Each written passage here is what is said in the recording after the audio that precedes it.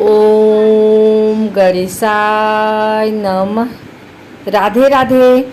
आइए सुनते हैं आषाढ़ मास विनायक चतुर्थी व्रत कथा, पूजन विधि एवं महत्व। प्रथम पूज्य कहे जाने वाले भगवान श्री गणेश की पूजा से समस्त कष्टों का नाश होता है। वैसे तो बुधवार का दिन बप्पा की पूजा के लिए सबसे खास माना जाता है, लेकिन प्रत्येक मास के शुक्ल पक्ष की चतुर्थी तिथि को विनायक चतुर्थी का अलग ही महत्व है, जब श्री गणेश की आराधना की जाती है। विनायक चतुर्थी पर स्नान कर गणेश जी के सामने दोनों हाथ जोड़कर मन, वचन, कर्म से इस व्रत का संकल्प करना चाहिए। भगवान गणेश की पूजा करते समय पूर्व या उत्तर दिशा की ओर अपना मुख रखें। भगवान गणेश की प्रतिमा या चित्र सामने रखकर किसी स्वच्छ आसन पर बैठ जाएं।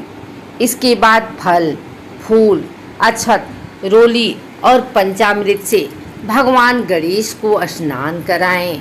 इसके बाद पूजा करें और फिर धूप दीप के साथ श्री गणेश मंत्र का जाप करें। इस दिन गणेश जी को तिल से बनी चीज़ों का भोग लगाएं। ऐसा माना जाता है कि तिल का लड्डू या मोदक का भोग लगाने से भगवान गणेश प्रसन्न होते हैं। संध्या काल में स्नान कर स्वच्छ वस्त्र धारण कर विधि पूर्वक धूप, दीप, अक्षत, चंदन, सिंदूर, नैवेद्य से गणेश जी का पूजन करें। इस दिन गणेश जी को लाल फूल समर्पित करने के साथ अबीर, कंकु, गुलाल, हल्दी, मेहंदी, मौली चढ़ाएं। मोदक, लड्डू, पंचामृत और ऋतु फल का भोग लगाएं। इसके बाद गणपति अथर्वशीर्ष, श्री गणपति स्तोत्र या गणेश जी के वेदोक्त मंत्रों का पाठ करें। फिर आषाढ़ चतुर्थी की कथा सुने अथवा सुनाएं। उसके बाद गणेश जी की आरती करने के बाद अपने मन में मनोकामना पूर्ति के लिए ईश्वर से विनती करें। आइए सुनते हैं विनायक चतुर्थी व्रत कथा। श्री गणेश चतुर्थी व्रत की पौराणिक कथा के अनुसार एक बार भगवान शिव तथा माता पार्वती नर्मदा नदी के किनारे बैठे थे। वहाँ माता पार्वती ने भगवान शिव से समय व्यतीत करने के लिए चौपड़ खेलने को कहा।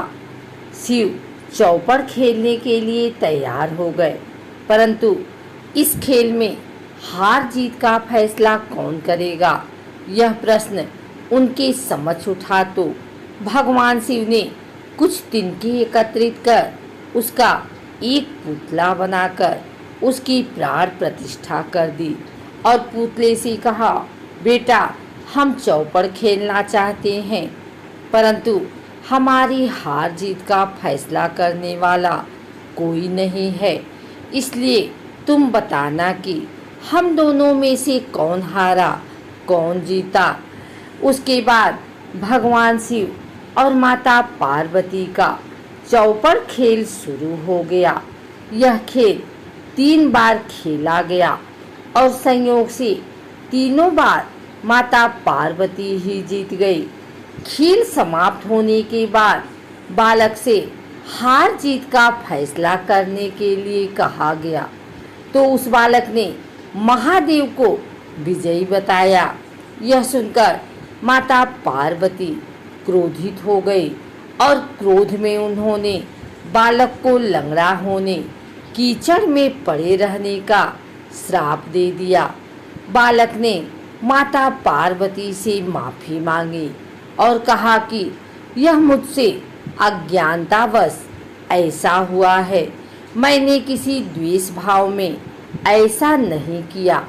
बालक द्वारा क्षमा मांगने पर माता ने कहा, यहाँ गणेश पूजन के लिए नाग कन्याएं आएंगी, उनके कहे अनुसार तुम गणेश व्रत करो, ऐसा करने से तुम मुझे प्राप्त करोगे। यह कहकर माता पार्वती शिव के साथ कैलाश पर्वत पर चली गई। 1 वर्ष के बाद उस स्थान पर नाग कन्याएं आईं। तब नाग कन्याओं से श्री गणेश के व्रत की विधि मालूम करने पर उस बालक ने 21 दिन लगातार गणेश जी का व्रत किया। उसकी श्रद्धा से गणेश जी प्रसन्न हुए। उन्होंने बालक को मनोवांछित फल मांगने के लिए कहा। उस पर उस बालक ने कहा, हे विनायक, मुझ में इतनी शक्ति दीजिए कि मैं अपने पैरों से चलकर अपने माता पिता के साथ कैलाश पर्वत पर पहुंच सकें और वे यह देखकर प्रसन्न हों। तब बालक को वरदान देकर श्री गणेश अंतर ध्यान हो गए। इसके बाद वह बालक कैलाश पर्वत पर पहुंच गया और कैलाश पर्वत पर पहुंचने की अपनी कथा उसने भगवान शिव को सुनाई। चौपर वाले दिन से माता पार्वती शिव जी से विमुख हो गई थी। अतः देवी के रुष्ट होने पर भगवान शिव ने भी बालक के बताए अनुसार 21 दिनों तक श्री गणेश का व्रत किया। इस व्रत के प्रभाव से माता पार्वती के मन से भगवान शिव के लिए जो नाराजगी थी वह समाप्त हो गई। तब यह व्रत विधि भगवान शंकर ने माता पार्वती को बताई।